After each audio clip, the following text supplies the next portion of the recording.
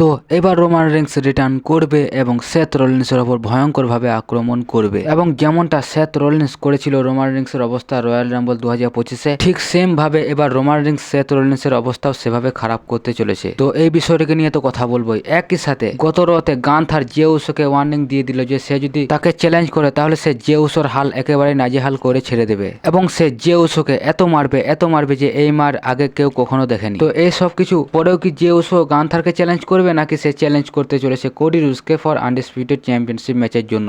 তো এই বিষয়টাকে নিয়ে কথা বলবো এবং আমাদের গরিবের ট্রাইবাল চিফ সোলো সিকোয়া সে কোথায় হারিয়ে গেল, তাকে কেন আমরা আর দেখতে পাচ্ছি না? তো এই সব কিছু আমি আজকে তোমাদেরকে বুঝিয়ে বলতে চলেছি। তো সেই জন্য তোমাদের কাছে রিকোয়েস্ট এই ভিডিওটি শুরু থেকে শেষ পর্যন্ত দেখার এবং তোমরা আজকে আমাকে কমেন্ট করে জানাতে পারো যে তোমরা কোন রেসলারের মাধ্যমে ডাব্লিউডাব্লিউ কে দেখা শুরু করেছিলে এবং এর সাথে ভিডিওতে একটি লাইক করে দিয়ে চ্যানেলটিকে সাবস্ক্রাইব করে দাও। তো চলো ভিডিও শুরু করা যাক।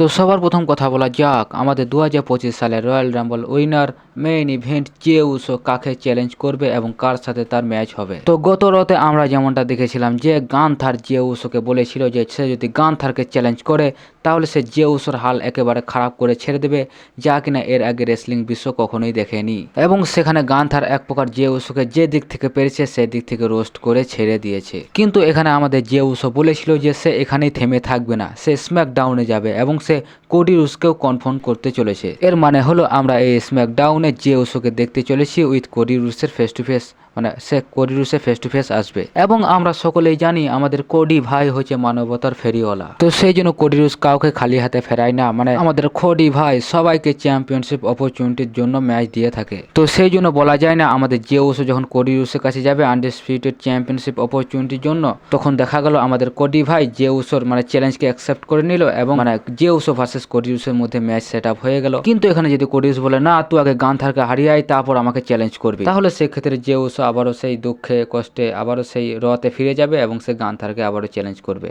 এবার এই জন্য আমাদেরকে এই স্ম্যাকডাউনে অবশ্যই চোখ রাখতে হবে, দেখাই যাক জে উসো কি করে। তো এরপর কথা বলা যাক আমাদের গরিবের ট্রাইবাল চিফ সোলো সিকোয়ার কি খবর, তাকে কেন আমরা আর দেখতে পাচ্ছি না, রতেও দেখতে পাচ্ছি না, স্ম্যাকডাউনেও দেখতে পাচ্ছি না। তাহলে কি এখানে আমাদের সোলো ভাই তলবি তলপা গুটিয়ে ডাব্লিউডাব্লিউ থেকে চলে গিয়ে কোনো ছোটখাটো চাকরিতে জয়েন করলো নাকি? তো যাই হোক আমি জাস্ট মজা করছি। এবার সিরিয়াস বিষয়ে আসা যাক যে সোলো সিকোয়াকে কেন আমরা এখন আর স্ম্যাকডাউনে বা রতে দেখতে পাচ্ছি না। তো এখানে আমার মনে হয় এমন দুটি কারণ তোমাদেরকে বলতে চলেছি, মানে যেসব কারণের জন্য হয়তো বা ডাব্লিউডাব্লিউ সোলো সিকোয়াকে এখন এই ব্লাড লাইন স্টোরি থেকে অফ রেখেছে। তো আবারও বলছি এগুলো জাস্ট আমার মতামত, এবার তোমরা সিরিয়াস নেবে কি নেবে না এটা তোমাদের ব্যাপার, এগুলো জাস্ট আমার মনে হচ্ছে তাই তোমাদেরকে বলতে চলেছি। তো আমাদের প্রথম যে কারণ সেটি হচ্ছে ডাব্লিউডাব্লিউ এখানে আসলে জ্যাকব ফাটুকে সবার সামনে তুলে ধরতে চেয়েছিল। তো সেই জন্য বলতে গেলে এখানে সোলো সিকোয়াকে ডাব্লিউডাব্লিউ এই ব্লাড লাইন স্টোরি থেকে দূরে রেখেছে।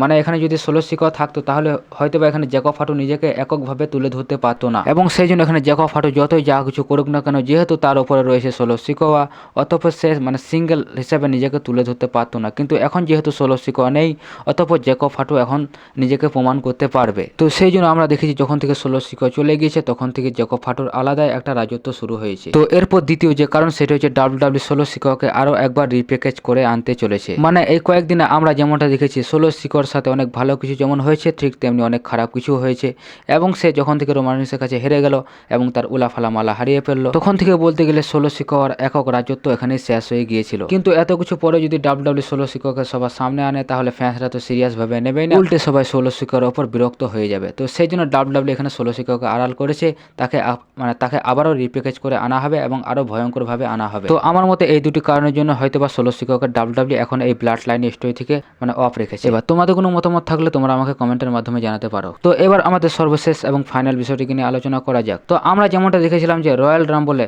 মানে সেথ রলিন্স ভয়ঙ্করভাবে আক্রমণ করেছে রোমান রিংসের ওপর, যার ফলে রোমান রিংসের ছোটখাটো ইনজুরি পর্যন্ত হয়ে গিয়েছে এবং এর ফলে রোমান রিংস বেশ কিছু সময়ের জন্য ডাব্লিউডাব্লিউ থেকে বাইরে চলে গিয়েছে। তো এত কিছু পরেও কি রোমান রিংস সেথ রলিন্সকে মানে ছেড়ে দেবে? কখনোই না, রোমান রিংস অবশ্যই তার বদলা নেবে। তো সেই জন্য আমরা বলতে পারি এরপর যখন রোমান রিংস রিটার্ন করবে তখন সে সেথ রলিন্সের ওপর ভয়ঙ্করভাবে আক্রমণ করবে, এটা কনফার্ম। এবং যেহেতু ডাব্লিউডাব্লিউ মানে কনফার্ম করতে চলেছে Roman Reigns versus CM Punk versus Seth রলিন্সের মধ্যে রেসেলমেনিয়া 41 ম্যাচ, তো সেই জন্য এখানে তো একটা ছোটখাটো স্টোরি লাইন দেখা দেখাতে হবে। তো সেই জন্য রোমান রেন্স খুব তাড়াতাড়ি রিটার্ন করবে ডাব্লিউডাব্লিউইতে, এবং যার ফলে আমরা রোমান রেন্স, সেথ রলিন্স এবং সিএম পাঙ্কের মধ্যে অনেক বড়সড় ঝামেলা দেখতে চলেছি। তো যাই হোক, আজকে ভিডিওটা এখানে শেষ করছি। ভিডিওটি ভালো লাগলে তোমাদের কাছে রিকোয়েস্ট, প্লিজ চ্যানেলটিকে সাবস্ক্রাইব করে দাও এবং ভিডিওতে একটি লাইক করে দাও এবং অবশ্যই কমেন্ট করে দাও। তো দেখা হচ্ছে পরে ভিডিওতে। Tata, good bye.